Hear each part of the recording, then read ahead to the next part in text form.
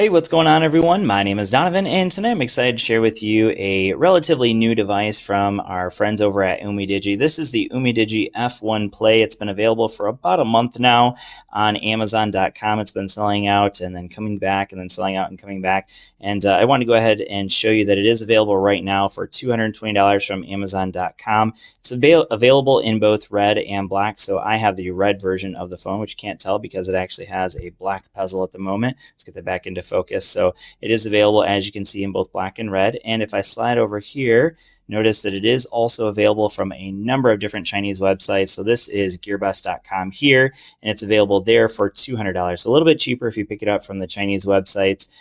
But obviously, if you pick it up from one of those Chinese websites, you're going to have to wait for shipping. It's going to take a little bit longer. But again, if you want it really fast, probably the fastest way is to pick it up from Amazon for $220. So I'm going to go ahead and set the phone off to the side and talk about some of the things that set this phone apart from the original Umidigi F1. So here on the back, notice that it just says Umidigi F1. It doesn't say Play here. And the only way that you know that this is the Play Edition is from that little sticker right there. So if you take a look at that sticker, it does say Play Edition up here. Other than that, basically it looks exactly the same as the box that the F1 came with, but there are a few key spec differences. So here, notice that this one has 6 gigs of RAM.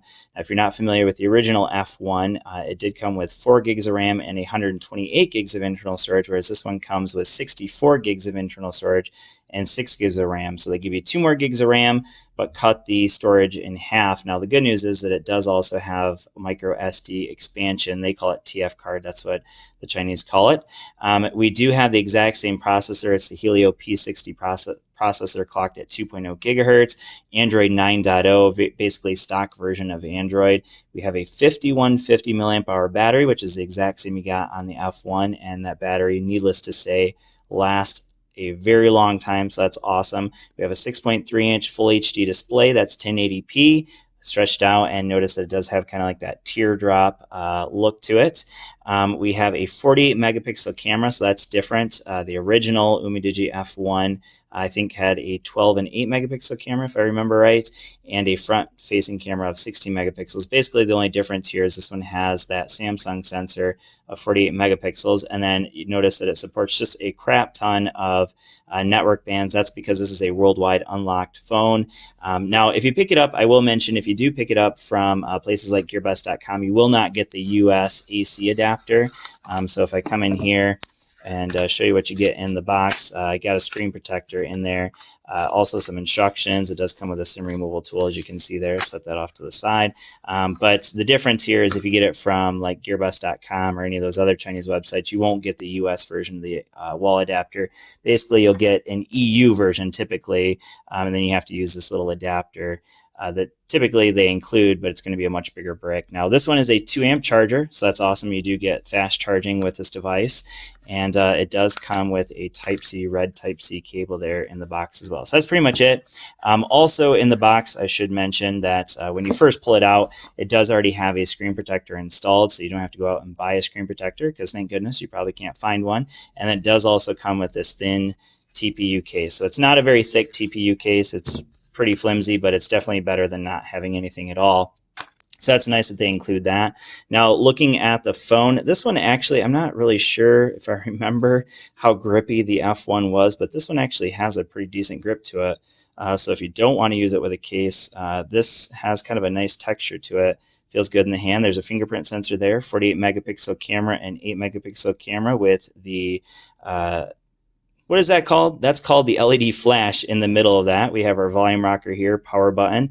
Up at the top, you can see we just have a microphone. On the bottom, we have another microphone. We have our 3.5 millimeter headphone jack, and then also our speaker. So it is just a single bottom firing speaker here, and then our Type-C charging. And over here we have our SIM tray, and again, this is a SIM tray that doubles as a SD card holder. So you can either use 2 SIMs or 1 SIM and 1 SD card. All right, so before I move on to the performance of the Umidigi F1 Play, I want to go ahead and show you what it looks like next to some of its competition. So this is the Moto G7, the blue G9, obviously the Umidigi F1 Play, and this is the Redmi Note 9 from Xiaomi, or Note 7, I should say, from Xiaomi. And what I wanted to point out here is that basically they all have a very similar design language. So if you look at, for instance, the Umidigi F1 Play has a fingerprint sensor on the back, dual cameras on the rear, and then we have that teardrop 1080p display. Now this is the G9 here from Blue. Notice also dual camera with fingerprint, and then we have that teardrop there as well. Now this one is the only one out of these that has a 720p display. Still looks pretty nice in my opinion. And then the Moto G7, again, that teardrop look to it. This one probably has the biggest bezel at the bottom, but honestly they're all kind of similar. Maybe the Umidigi F1 Play has the smallest, just in kind of like a quick glance there. And then when we look at the back of the Moto G7, slightly different camera setup, but basically the same thing. We have that dual camera setup with a fingerprint sensor. So all these are very, very similar devices, and they're all kind of in a similar price point between $200 and $300, with the Blue G9 being a little bit cheaper because of some lower specs. So this one has a P22 processor with 4 gigs of RAM, 64 gigs of internal storage.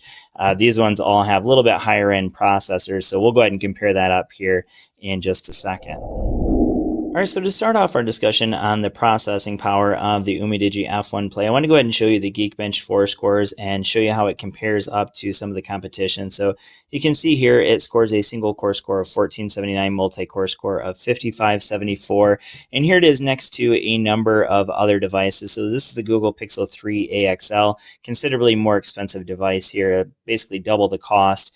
You can see that it actually scores higher multi-core score and slightly lower in the single core score as the Google Pixel 3 AXL. Here it is next to the Moto. So this is the Moto G7. And also kind of beats them both there. And then, of course, the G9. This one's definitely a cheaper device. The Blue G9 definitely scores better in the processing power, at least in Geekbench 4 scores. Now, does that mean that this phone has the same processing power as those? Well, the answer is yeah. In general, I would say it performs very similarly to these other two phones. So in comparison to like the Google Pixel 3 AXL, also in comparison to the Moto G7, pretty similar in terms of performance. I think overall, for pretty much any day-to-day tasks that you're going to be doing, social media, light gaming, even some heavier gaming. So if you want to play some PUBG on this phone, you can definitely do it. There's no issue with it. You are going to have to experience some slightly lower frame rates. Obviously, you can only play in 1080p because the screen is only 1080p. But overall, in terms of performance, this is a solid performing device. It's certainly not the fastest device. It's certainly not going to compare up to the fastest devices I have, but it definitely holds its own and really doesn't have any major slowdowns when you're using it on day-to-day usage. So you can see as I scroll through my Google feed here, no issues there. Now, the one area where I think you will maybe just experience a little bit of performance lag is if I go here into my speed test. When you're using it on LTE, so I'm going to slide in here into my results. So these aren't all results from this phone, but these two right here are. So this is when I was using it on LTE earlier today. This is on T-Mobile. So I had a download speed of 23.4 megabits per second, upload of 1.08. Now, in comparison to when I was using that on my iPhone, I was getting more like 80 megabits per second at the exact same time, both using T-Mobile SIM cards. So obviously, you're not going to get the same LTE speed you get with higher end devices. But when it comes to like my Wi-Fi speeds on this phone aren't any different than what I get on my iPhone. So as long as you're using it on Wi-Fi, it's going to be super fast. On LTE, it's still plenty fast. Obviously, a result like, if I go back to the results here, a result like 23 megabits per second is going to be plenty fast for, pretty much streaming anything. There's really not a whole lot you can't do here. It's just you're going to have slower download speeds versus what you get on a faster device. So something to keep in mind, but really it's not something that you'll notice a whole lot in day-to-day usage. All All right, so the next area I want to talk about is the software on the F1 Play. And for that, let me just mention that pretty much for the most part, what you need to know about this phone is that it doesn't come with much bloatware at all. In fact, it doesn't really come with any bloatware. It's pretty much just running stock Android 9.0. So if I compare it up to my 3A XL, you can see it's got basically the exact same menu options or quick settings here. If I scroll over to the side, you can see that this one does have a couple of extra things here. So one of them being screen recording. That's not something you get on the 3AXL. And that's because this one has basically an app that allows you to video record your screen, which is pretty cool. And then if I go in here into the settings, we'll go ahead and go into the settings over here on the 3AXL. So again, this is running stock Android 100% over here versus just a slightly varied stock Android over here on the left. So pretty much you can see that they're pretty much identical. The only difference here being that this one has one called Smart Assistant, but you don't see over here. But other than that, exact same thing. This one does have fingerprint, which is found in security and location over here, but it's also found in security and location there as well. But other than that, pretty much identical. So the two things that you might notice in the settings that are different are the DuraSpeed. That fingerprint, which I already mentioned, is found in the security options. But then also that Smart Assistant. So I'll go ahead and go into the Smart Assistants just to show you some of the quick things that you can do here. So buttons is one of them that I'll mention because you notice I've probably been using these gestures. That's because I'm using something called slippery gestures. It does also have the option for virtual buttons, and you can reverse how you want them. So it can be back, home, and recent apps. Let's go ahead and get that back into focus. So back, home, and recent apps, or you can switch them if you want. But I definitely prefer the slippery gestures, and you can switch them there as well. So I use it so that this is back, this is home, and then over here is my recent apps. And those gestures work very, very well. I'm going back into the Smart Assistants. We do have an app blocker. It's not one I've used. Flip to mute, screen capture. So again, that's that screen recording where you can video record your screen. And then sweep is basically just a QR code scanner it has built into the phone. So that's it in terms of the smart gestures. And then I did also mention here that DuraSpeed. So DuraSpeed is basically a way for you to have a game mode essentially on the phone. So what you want to do is you want to use this for things that use a lot of RAM on the phone, because what it does is it allows it to focus in on those things, and it kills apps running in the background while you're doing whatever game it might be. Or, for instance, I had it here on Geekbench 4 and Speed Test just to try to see if that made any difference. It really didn't make a whole lot of difference for those, but when you're playing games, it is nice to have apps kind of killed in the background so you can focus in on that game. So that's what that DuraSpeed does, and that's a nice feature as well. So basically stock Android with just a couple of nice tweaks, which I think is a huge thumbs up for Umidigi. So while we're on the topic of some great things about this device, let's go ahead and talk about the battery life. So again, this is running a 5150 milliamp hour battery. It's non-removable, but that is a massive battery. And the good thing about that is that it's going to easily get you through a full day of usage. So you can see I'm currently at 55%. It's currently 11:30 at night. I think it's been off the charger right down here. So it says 17 hours it's been off the charger, and I'm pretty close to 5 hours of screen on time. So if you do the math here, I'm definitely going to be getting more than 10 hours of screen on time, and that's I'm not really doing anything at all to conserve the battery. So if you want to do a little bit more conserving the battery, you can definitely turn on this like intelligent power saving. You can also turn on some of these battery savers. So the battery saver is actually going to be a more aggressive power saver, more aggressive battery saver. And there is also this battery manager, basically to let you know when you have apps that are draining your battery in the background, which I do have on. I haven't really used it at all, but I do have it on because it'll let you know when there's a certain app running in the background burning through your battery. But overall, this phone is definitely easily going to last you through a full day of usage with zero questions, unless you're using your phone for 10 hours of screen on time in a day, which is kind of crazy. Then you'll definitely get through a day. I think of medium to light use, you can easily get through 2 days, possibly a third day. For me personally, about every day and a half, I need to charge it up. But either way, fantastic battery life on the F1 Play. All right, so now it's time to talk about these cameras on the F1 Play. So definitely one of the things that Umidigi really focused in on with the F1 Play is the cameras. When they're marketing, they mention that 48 megapixel camera quite often, and the 8 megapixel camera, and then 16 megapixel front-facing shooter. So the question is it a lot better than what you get on the F1, and is it a good camera? So those are kind of the two questions that people are probably wondering. Well, first of all, one of the things I noticed is that we do have a few more shooting options available here on the F1 Play. Now, I don't know if these are now available on the F1, but at the time I did the review of the F1, these weren't available, but we have time-lapse. That's nice for video. You can get a nice time-lapse video. In video, we can shoot in up to 1080p on both the front and the rear camera, so no 4K or anything like that here.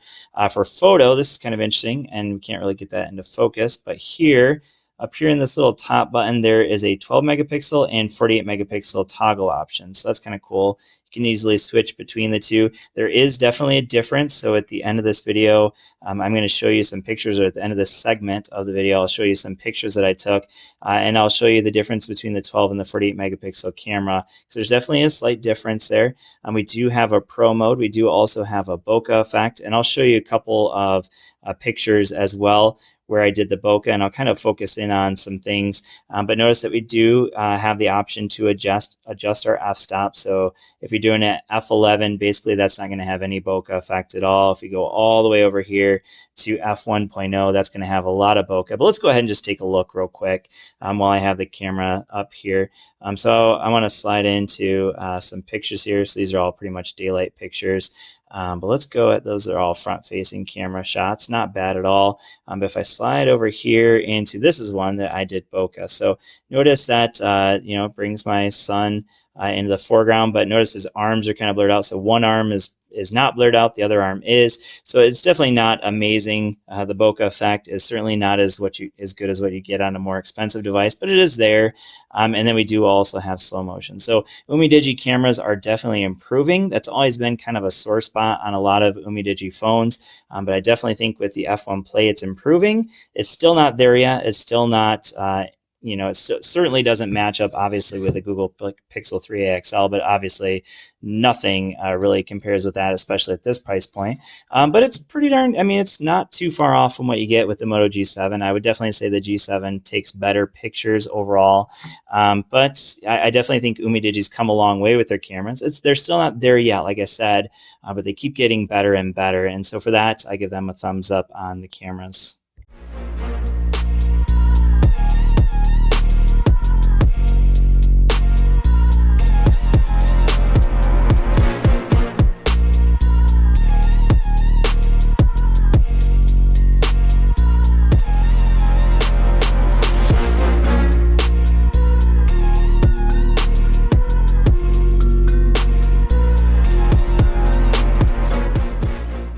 All right, so before I wrap up this video, I wanted to go ahead and give you a listen to the speakers on the Umidigi F1 Play, and we're going to compare it up to the 3XL from Google. Now, this is not a fair comparison because this one has dual speakers, so we have one at the bottom, one here in the earpiece as well. But let's just, for fun, hear a comparison of the two.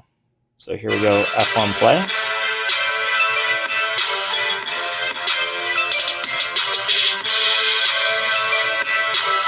And now the 3AA XL.